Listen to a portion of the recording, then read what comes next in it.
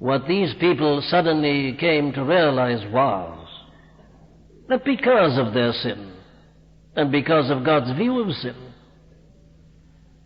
God was withholding His presence from them, and was telling them to go up to the land of Canaan without Him, sending an angel, but He wasn't going to come.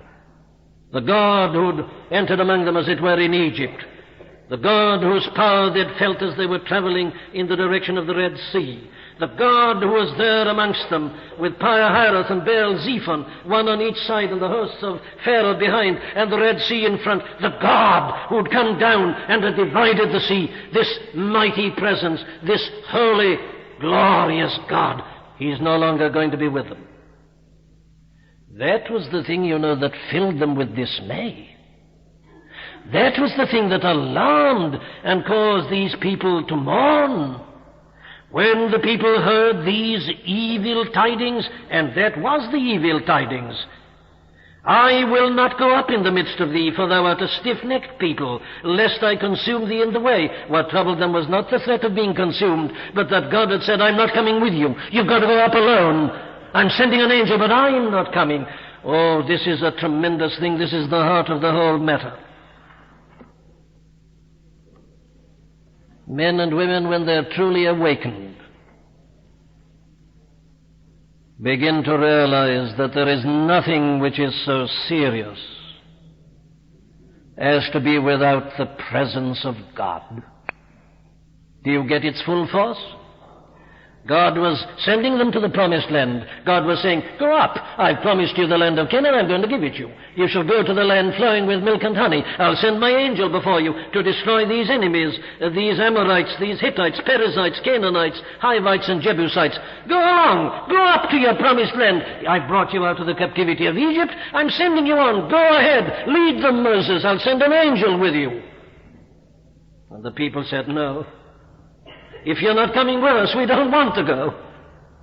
Now that's the essence of spiritual understanding. And that's the thing, my dear friends, that you and I have got to come to. You see, here were a people who suddenly awakened, came to this tremendous, profound realization that to be given every other blessing is of no value if God isn't with you. What's the value of Canaan? What's the value of milk and honey? What's the value of having possessions if you are not with us? They saw that the realization of the presence of God, having His fellowship and company, was infinitely more important than everything else. Need I apply this to the church today? You can have successes over your enemies, without this great realization of God in the midst. Oh, yes. There are angels who can do that for us. Destroy certain of our enemies. Take us to the land. We're in Canaan. We've got the milk and honey. Yes, everything seems to be all right. There's an appalling verse in Psalm 106 where we are told to the children of Israel, God granted them their requests, but sent leanness into their souls. You can have an outward prosperity and affluence. The church may seem to be doing remarkably well. Good finances, good figures, successes, conversions, enemies defeated, everything going well. And the newspapers report it. The Christian newspapers report it. It all seems to be marvelous. But the appalling question I ask is this: is God in the midst? Is He really amongst us? Are we aware, as we should be, of His glorious presence? That's the thing that got these people. And what they said, in effect, was, Canaan's no use to us. Milk and honey are of no value. We're not interested in these enemies. We want you. Oh, says the psalmist, it is for thee I cry out as the hart panteth after the water brooks. So panteth my soul after thee, O God. He's not after blessings, he's after God, the living God. Yes, says Paul, oh, I've been a successful evangelist, I've done so much, but oh, I'm not satisfied, that I might know Him and the power of His resurrection and the fellowship of His sufferings.